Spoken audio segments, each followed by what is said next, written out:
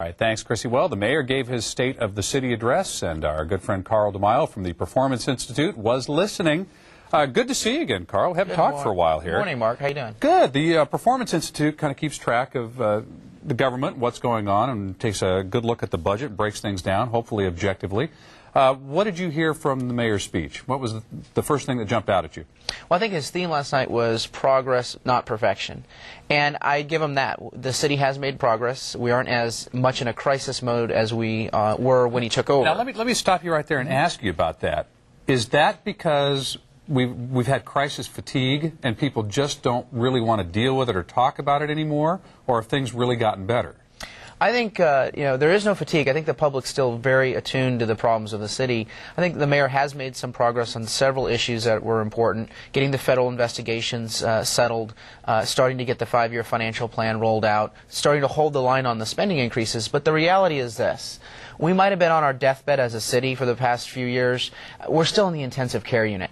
And I think that there's a risk for the mayor to come out and say that things are too good, because guess what, Mark? The public sees differently. They see the potholes in the street, and exactly. they hear that their taxes may be raised, and there's not enough services to go around and so forth. They hear these things. And they hear about the pensions, these 110% of highest one-year salary for life for city workers, plus free health insurance, and it angers them. And they say, why is it that that's allowed to happen, but I can't get my pothole filled? I hate to keep beating away at the pension issue, but we can't have it both ways as a society either. We always talk about teachers and law enforcement and firefighters not making enough money.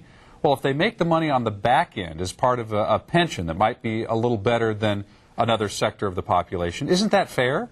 Well, the problem with the city of San Diego is that not only are we having salaries that are the same or better than the private sector for our city workers, but the benefits far outweigh the benefits given in the private sector. My motto for retirement for city workers has always been a pension for city workers that is no better and no worse than the average San Diegan.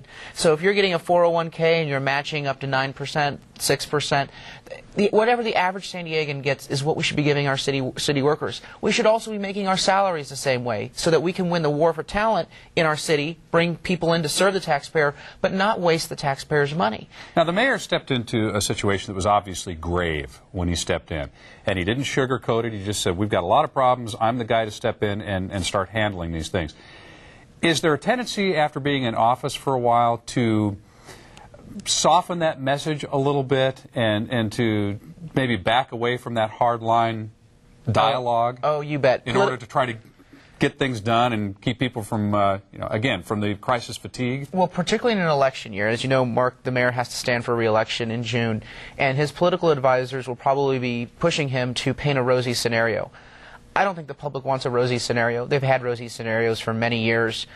They've been pretty much misled as to the true state of our city's finances and our services. But now let's back up, though, let's Sure. be fair to the mayor.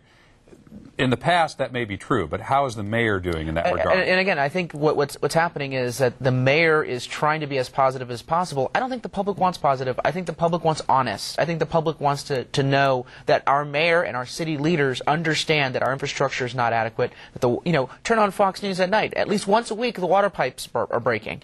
And so they see this, and then they hear the happy talk coming out of City Hall. And to them, it seems like a disconnect, as though the leaders don't understand just how bad the situation is. And so I think the mayor runs a risk.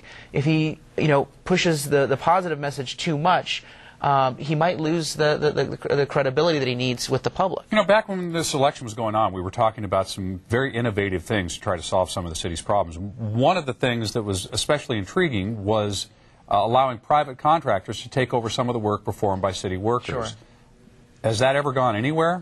The public was allowed to vote on that initiative in 2006, Proposition C. It passed overwhelmingly. And basically what we were trying to do is say, city workers shouldn't have a monopoly. We should at least have multiple bids, and the best bidder, lowest cost, best performance, should win. Guess what, Mark? Not one item has been put out to bid. And I don't think that's what the public was told in 2006 when they voted for it. So I think that the trust, the faith that the public has in that measure has been broken because it hasn't been used by our city leaders.